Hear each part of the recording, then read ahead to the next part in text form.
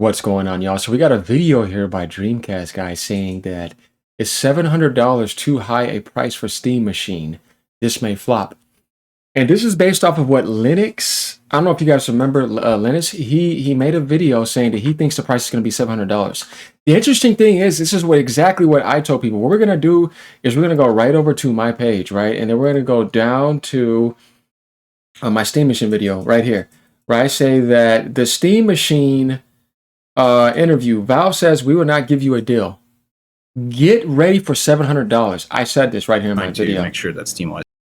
Yeah, $700 machine. It's also in my thumbnail. So just to prove to you, like, you know, I thought that it was going to be $700 myself, if you get what I mean. Right here in my thumbnail too, it says $700. Prepare for it.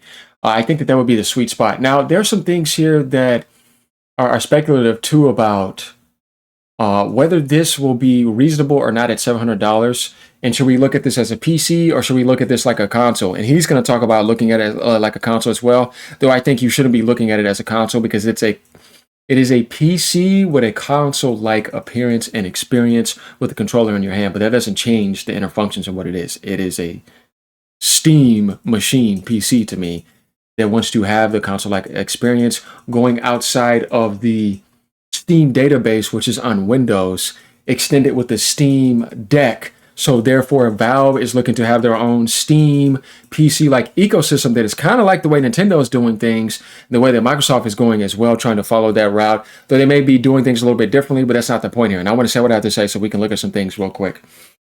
Another thing is that if this price is $700, and we're thinking that, and that's what Valve is aligning with right now, that they know about the DRAM shortage, that they know about the parts that are going to be an issue, and are they aligning that perfectly with that? Because in Linux's video, he shows you like what he put together and why he thinks it would be that.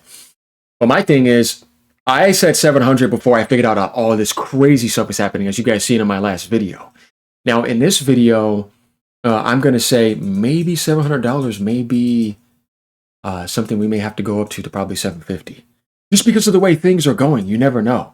So I'm going to say I'm putting the beginning line at $700. Let's get into this. So like and subscribe. Let me know what you guys think. Hey there, gamers. Dreamcastguy here. Today we're talking about the Steam machine because there have been a lot of leaks, rumors, and speculation specifically about how much this thing is going to cost. Like, we know the specifications, the power, the sort of graphics it's going to have, but the cost, I do think, is very make or break. But right now, there is a viral video going around by Linus Tech Tips where he thinks, after talking to the developers and playing the machine itself, he thinks it's going to cost $700. Now, I want to talk about this kind of from a console gamer perspective. For the last couple decades, obviously, there's always been a big debate as to which is better, which is easier, which is, well, cheaper to game in, whether it is growing up with PlayStation or playing stuff on PC. Now, admittedly, of course, the ceiling of PC gaming is always going to be higher. More customization, more mods, more deep discounts on Steam sales. Just in general, I feel like Steam, it has a monopoly for a reason. It is Yeah, it does. A lot of people ignore that. I mean, it's kind of a pirate road, you know what I mean? But they do a good job at making things kind of like to where you have a lot of custom freedom with that. Like, for example, they just got the Nintendo Switch 2 Pro controller support, which I think is nice. They already have the Nintendo Switch Pro controller support. They have the PlayStation 5, PS4 or whatever, and the Xbox. I like the fact that Steam gives you a lot of custom options and that also I can sync my...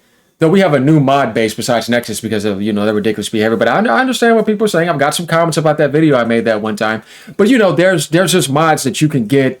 And that's the cool thing about Steam. Not only that, but the fact that you don't have to deal with Windows 11.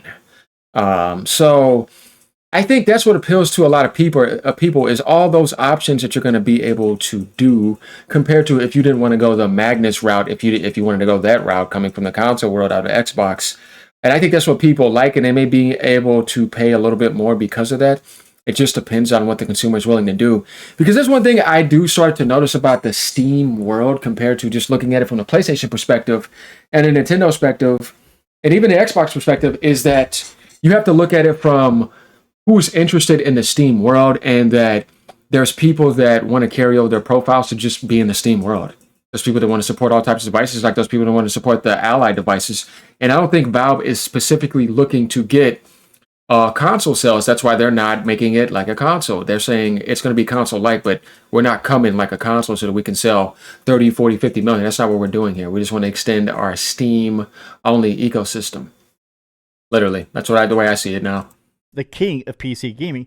And I feel like what they've done with the Steam Deck, this very much made me believer in that PC hybrid, right? Where this is obviously just a PC, but it feels like a console. It auto updates, it auto configures itself to the controller inputs, it docks and instantly shows up on the TV. This device is so genius that I'm very on board with what they're doing with the Steam machine, but I do think the Dreamcast guy, the only thing is, and guys, you don't have to say this, the genius is the Switch, buddy. Because Nintendo created that. It is literally doing and putting its version, but it's Nintendo that's the genius because they created it. You know what I mean? Those are just copycats. And I'm not beating it down. I'm just saying that they're not the genius for doing that. They're using Nintendo's method. Everybody's following their success. We just have to be honest and use our integrity for that. I'm all for all these worlds extending out. I'm not going to beat down any of them. And I said my fair share of what I had to say about Microsoft, but I kind of feel like I'm done beating a dead horse at that point. And I do want to kind of start unifying more things now. I know you guys liked my last video, but it's more about, okay, now let's talk about how all this is going to work and how anybody could pick whatever world they want, obviously. But we can't expect those worlds. Like, for example, I'm not going to expect the Steam world, like the Steam Deck 2 or the Steam Deck or the Steam machine to do Nintendo or Sony numbers. That's not the point of this. It's for Valve to have their own extension. Because like I said, they're not even their own dedicated worlds with their own games. It's extensions of your, I don't want to let go of my profile. Remember what Phil Spencer said? It's about not getting them off their profile now because, like, I can't get them off the profile. So I have to come to them. And the biggest loss was the carryover with their profile. They're not getting off the profiles. People want their vanity. They want those stats. You know what I mean? They want those PlayStation Platinums and trophies. You know what I mean? So they're not moving. So Valve knows that, and the people that do not want to leave the Steam ecosystem, that like the Proton database and all that other stuff, like I said, that's what's going to allow them to carry over and say, I still may do that because, you know what I mean? Then they had that like article come up where they were like, look, it's more powerful than almost 65 or whatever percentage of people who have PCs because they all have like 3060s or whatever.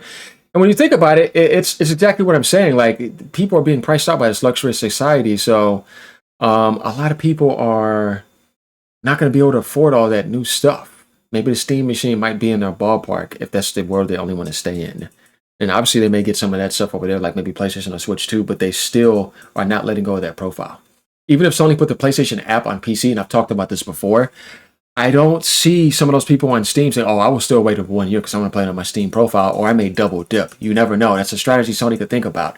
Where it's like, if I was PlayStation, I was like, yeah, I'll put my app there for day and date, but then I know there's always that base that does not want to leave their Steam profile, that does not want to leave the Steam Proton DB, that wants their mods in that sense, and they may not want to sign in to PlayStation, because we saw the surge with that. So that's what I mean by, like, that is going to be there. Price needs to be lower than the PS5. I do think that if this is more expensive than the PS5, I think it's going to have a very rough launch. But let me explain my train of thought, right? Hi, hope you're having a great day. And if you could please, you look at it like a console. Give this video a like and subscribe if you haven't already.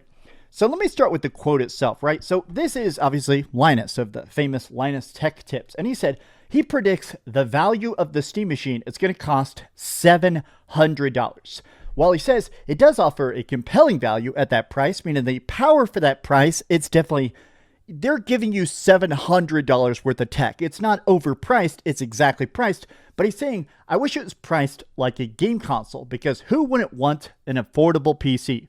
Now, there's two caveats to this. There's two things that are going to, no matter what, I do think the Steam machine is going to be more expensive than we like. And there's two reasons for that. One, of course, it's not subsidized. Typically, when you buy a game console, when you buy a PlayStation or a Nintendo Switch and stuff, they're trying to price it as low as possible. They will take a loss. Sony sells you a PlayStation for literally the lowest cost they possibly can, because they want to get you into the ecosystem. They want to get you addicted to buying games on PlayStation through the PlayStation Store. That 30% cut they take, they're fine. No matter if you're buying first party or third party, it's just about buying games on your PS5. Whereas the Steam machine, because this is technically a PC, they're not pricing it like a console. They're not trying to pay up front. They're not trying to basically rip themselves off to give you a better opportunity, because a lot of people buying this may only play emulators. Some people may just use it as a media box and put like... Yeah, for sure. Because, those Valve employees make like, how much per year? I don't know if you guys seen that. More than anybody in the industry. And, Mr. Gabe Newell Cube is having his 500 million yacht pirating out on with his oil in the ocean. And yeah, they're not taking that loss. Deal with it, bro. So yeah, I mean, he's right about that. And it's exactly what I was saying, that they know they have that unique monopoly and value proposition to the point to where their monopoly is not attacked so much. They're aware of what they can get away with, mateys. And they're going to be able to do it. But as far as it's flopping, though, my thing is like, it's, if you look at it like a console entry into the market. You see what I mean? That's not the way I'm looking at it. No, it's just Valve doing what they did with the Steam Deck, and they said they were happy with that. So I think if Valve was able to sell 10 million Steam machines, they're going to be very happy. Because they didn't even get that with the Steam Deck. Plex on it. There is a certain amount of people that buy a Steam machine that never buy a Steam game. And the other part of this is, of course, the terrible shortage of RAM. In fact, the top comment here says, "This is still a buy for me. Everybody who's demanding this thing be $500 bucks is dangerously unaware of what's happening in the computer hardware market right now."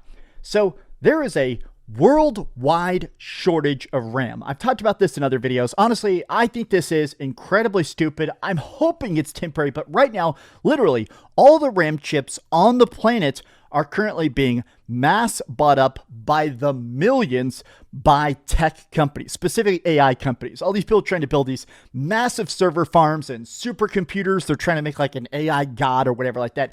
Because of it, literally, these companies, people trying to make Steam machines, even people trying to make anything like a PlayStation 5 or an Xbox, they're having to compete and basically bid against these trillion-dollar AI companies to buy these chips, which is causing a massive shortage. Already, even in the short term, right now, RAM, just buying RAM right now, can be more expensive than the cost of a PlayStation 5 in its entirety. So people are thinking, okay, even if this is fairly priced though, is that really going to be worth it? Right now, you can technically still get a PS5 Pro cheaper than the price of this. But there's also the extra thing. It's that this is going to be the price of a game console, but weaker than the base PS5. So they have told us exactly what's inside the Steam machine, right? It's not a mystery. They've told us the exact specifications, and it is pretty powerful. But this is essentially the exact power of a Steam machine. This right here. My thing is, yeah, we talked about the 8 gigs of VRAM, which is actually disappointing. But the thing that the Steam machine has that's good for it is that CPU. Though it looks like it doesn't have 8 cores, but the 6 cores at 4.7 or whatever actually makes it over time. That if you do the 4.7 times 6, compared to looking at the PlayStation's 8 core times whatever that is, you would see that it's actually a really good CPU. So that is the nice thing about it. And the Steam OS with the Proton, it gives you better performance than Windows, and it's not going to have as much bloat because it'll be designed for that. I mean, it'll be not too bad. The only problem is the VRAM. That's it. So what you're going to have to do is avoid VRAM settings, like global illumination, too much textures. The resolution can't be ridiculous. You're going to have to keep things at like 1080p or whatever and do upscaling. And you might be able to have okay settings on certain other games. It is RDNA 3, it's not RDNA 4. So, I mean, it's not a terrible product, but it's not anything impressive, too. So, I don't think the $700 price point is necessarily about just the parts, but it's about Valve knowing that they have other aspects that people do not want from Windows. And that they want to carry over their profiles, and that they have mods and all that other stuff, and that people are willing to say, okay, that's okay. I can go that far, because I mean, I see people spend $1,000 on a damn iPhone every damn year. Sometimes I'll get that and get the damn Ultra and trade that in. You know what I mean? So it just really depends on a person. Obviously, this is not for a mass majority of human beings, because that's not going to fit the common denominator. Most people are used to the cheap entry price. And I tried to tell people at the beginning of the year, all this Nintendo grift, be patient. Watch what happens. Watch when all these other masks fall down. Now you see they're clearly the cheapest entry point at the moment when we talk about just straight up retail price and being able to get that Mario Kart and Pokemon bundle for that price, considering like the identity that they have with that. Now, right now, Sony has one of the best deals on the market, period, because you're able to get $399 PlayStation 5 digital, 650 Pro, and it's temporary, but it's still Sony being smart. You know, they could have said, I'm not giving you a deal, but they decided to do that, and it's smart because everybody knows what's coming next year, man. Oh man, I hope things change up. I don't know. Here is a Steam machine. It's a Steam machine, but it's a desktop. It's bigger, but it's it. It plugs into your PC. It is just a PC Steam machine, right? A lot of people are pointing out this is basically a Steam machine, but with a full-size desktop components instead of mobile components. This is literally just the Steam machine specs, but slightly better. And everybody's talking about the fact that, honestly, this is cheaper. Now, what's making the Steam machine so expensive is the fact that it is being so compressed. They're making it so... Well, another thing too, Dreamcast guy, is that controller. You know, controllers usually cost like $70. So you're going to have to probably put that up to around like $630. You know what I mean? Something like that. So, I mean, it gets over the $600 price tag because controllers are not free. And when you think about the Switch Pro controller, or if you want to buy it, dude, they're like $70, $80. You know what I mean? So honestly, yeah, if the controller wasn't there, sure. But that's the problem. It is. So that's why I think we're not adding in. Not to like beat down anything he's saying, but I think he may not be thinking about that because that's just that. Okay, dude, you got to get other things with that. You're just going to grab that? No, man. What if I wanted to get a controller for that? I need to get my monitor for that. I need to get Windows 11 if that's not included with that. I need to get a mouse and keyboard. You see what I mean? When we start doing these type of things, this is why I'm like, no, man, because it comes with what it needs. Like, you need to get other things for that. I need my speakers. You know what I mean? You know, and it's not really defending Steam Machine. This is like, no, dude. The reality is, it's like when I get my PS5 Pro, it's coming with this controller. You want to know what happens if I want to go buy another one of these? You know how much this costs? You know what I mean? So that's something where I'm like, yeah, I think we may be missing that. But let's see if he adds that in. If so, then he's fine. So optimized. They've already done teardown videos and stuff. This thing is incredibly brilliantly built. But because of that very custom sizing of it, it is making it where they're having to add in that extra cost of making it cheaper than this plug and play off the shelf pre-built, right? Yeah. Here's my thing is that when it comes to discussion of Steam Machine versus the power like of a PlayStation 5, right now, I still think the Steam Machine at the start is going to look underpowered. It's not going to be underpowered, but I think for a bit it will look underpowered compared to an equivalently priced PlayStation, right? Here's this quote that's been going around for a couple weeks now. I've been thinking about this. Valve claims the Steam Machine outperforms 70% of current gaming PCs. And this is an interesting quote because they're basically saying that this is just more efficiently built. A lot of Steam machines or a lot of like PCs, they can have different bottlenecks. If you don't optimize them properly, if you don't actually put everything in good conjunction, you can have a PC that even if it's powerful, doesn't really have the output as crazy. Whereas a more efficient, betterly designed, betterly programmed, you can make a PC basically run better. And they're essentially saying that this is 70% better performance per dollar, right? And a lot of people are saying this doesn't really make sense. I've been thinking. Here's the thing, like when I look at that type of stat, you can't take that as compared to if you were asking like, well, what about the way the console is, you know, the PS5 Pro?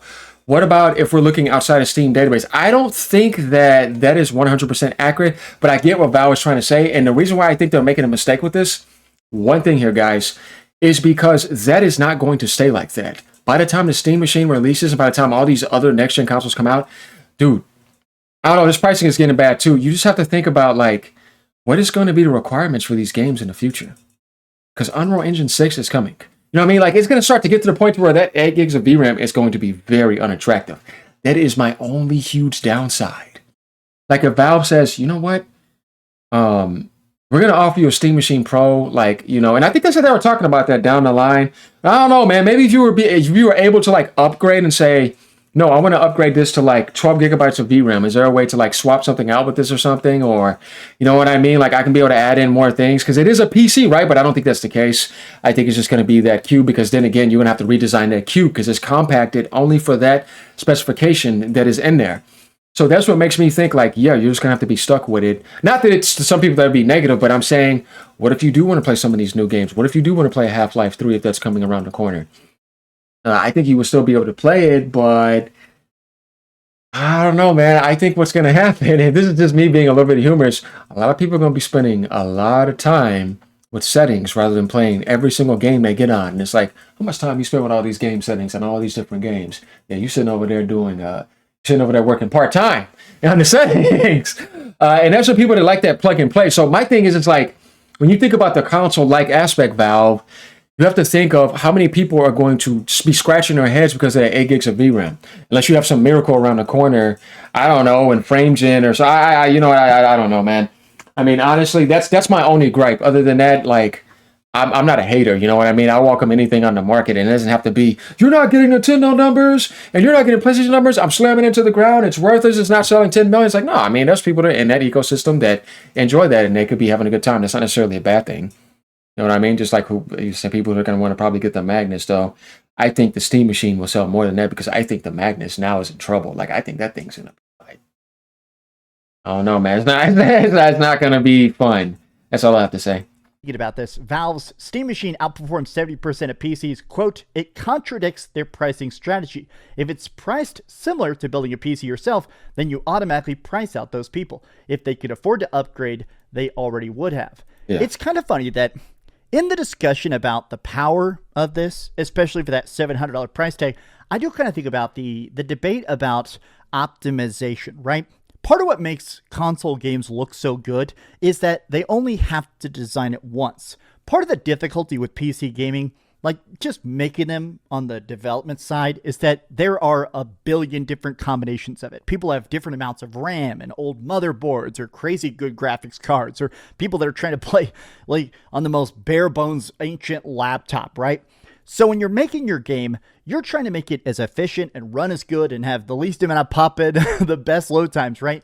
But you have to make it for a million different SKUs. You have to try and make it work on anything from a potato to a supercomputer. And because of it, you end up having a lot of versions of your game on particular PCs that run bad, even if it's well programmed. Whereas when you're playing stuff on PlayStation 5, the games just run good because they're constructed for a singular platform. You just have to make it run good on that one PS5, the base PS5. There's another thing too. I just don't think people realize Sony has Linux too. And they have their own custom Linux. That's why they're able to probably perform Microsoft the way they have. Nobody never thought about that, where during those times, it's like the whole time, no, man, they had Linux. I may have to talk about that one time as a comparison of why certain things happen, because I think this is something that slipped past us, and we didn't think about that back then. And PlayStation engines are amazing, too. They do a really good job with that. We see their single-player narrative engines. So Sony's always going to have that efficiency where it's like, damn, man, you guys... Yeah, I mean, that PlayStation engines have always impressed me. Definitely when I think about Ghost Yote being 4K 60 with that ray tracing, not native, but hey, you still got native 1800p, 60 frames per second is absolutely impressive, regardless of what people think. 5 or the PS5 Pro, you have more time to optimize, to count frames, to make sure it runs as smoothly as possible. You could spend that dev time, which would have been years getting it working on every single variation of PC. You can just do it once. That refining, I do think, makes stuff look extra good. Like, I saw this right here. Here's 4 reasons to get a PS5 in 2026. And let's face it, Saros trailers look fantastic. Token Fighting Souls, I've been playing the beta of that. That game is fantastic and looks fantastic. Wolverine looks fantastic. These are PS5 games, and they look better than some $1,000 PCs I've seen. Yeah, Sony also has Neo 3 coming. I'm pretty sure they got more games around the corner, too. Them and Nintendo come heavy. You know what I mean? And then obviously, and Forza Horizon 6 may be launching earlier. That's cool. I can't wait to try that out in Japan. Hey, I'm very excited about that spot. That's going to be amazing. And I think it's just interesting that in a lot of ways, I do kind of worry, what happens if this comes out and it looks overpriced? Even if it's technically not, what if it comes out and it looks overpriced? I'm in a spot where I do truly believe what's going to win this next console war or this console PC war is the person that comes out with the cheapest console, the cheapest place to play. Lately, I've been playing a bunch of my hacked 3DS. I'm going back and playing like Pokemon, Resident Evil, and stuff on my 3DS all the time, right? And I've been thinking about the fact that you can get a 3DS and reprogram it for like $100. And I could play that thing for the rest of my life. I could just play those RPGs till the end of my days and have a great time. I do think that more and more gamers, it is about the experience more than the graphics, more than it being 8K, more than it having this crazy open world with zero things. I do feel.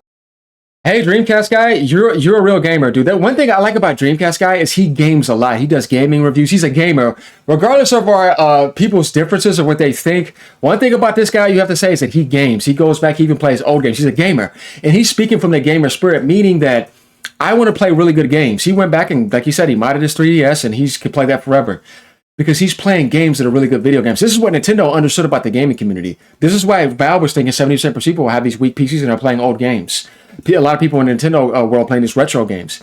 It is not about graphics. It is about good video game experiences and having fun. And that's why it made Nintendo win everything. Because they never focused on that. It's not about that. And I hear people talk about performance of the year, but once again, I mean, you're not understanding the whole algorithm of the entire gaming community from beginning to end. And that it was always about that. And that real gamers want to game. That's why when you get on the Nintendo system, you ain't seeing no Netflix. You ain't seeing no Hulu. You ain't seeing no Spotify. You don't even see YouTube. It is directly getting on that video game. And that's what people want. If you're in the gaming world, that's what the gaming is all about. So I'm the same way. Like, I'm looking for, what do I want to play the most? It doesn't always have to be this new Unreal Engine 5, something that usually just drives me away. I'll go and I'd rather play Stellar Blade 4. Stellar Blade 4, oh my god. Yeah, please get to that point. That would be nice. Can't wait to see how those physics are. No, but anyways, I would rather play Stellar Blade on Unreal Engine 4. Look how amazing that performs. You see what I mean? And I would take that experience every single day. Give me the Unreal Engine 4 experience over that Unreal Engine 5 nonsense. And the game ended up doing phenomenal. It is now Sony's like most sold game on PC for a certain amount when it comes to like non-multiplayer. And it's just another example, you know what I mean? And when you look at how much Pokemon did, top physical of the year, and it launched way later. But does it look better and everything? No, but it is the best looking Pokemon game? Yes, but that's not the point here. People miss the point. No, they love that experience. They're having fun. They're able to do things you could never do on Pokemon. Valve is kind of looking at Nintendo, and I know they're studying them in a certain context. They're like, you know what? Well, this is better than the Switch 2. We're going to be fine. You know what I mean? And it's a PC console-like experience. I'm telling you, when you watch Nintendo, you'll realize what gaming is about and why they won. And then Sony pretty much after that. It's not about graphics. Games are the most important thing. I don't want to look at my hardware. I can't kiss it and marry it. You know, some people may do that, but I'm just saying, like, I'm not staring at my hardware. I don't care what it looks like. That's why Sony's doing those stripped down aspects. No, what I care about is my constant good gaming experience, and I'm in the gaming world having a gaming experience. So I'm kind of glad I did this react. There's some good points here by Dreamcastguy, and had to add in some stuff too. Let me know what you guys think about this. Once again, I feel like this is a video that needs to be made. All right, y'all. Peace out. Hopefully y'all enjoy this. Let me know what you think. And if there's something you think you want to add in, let me know.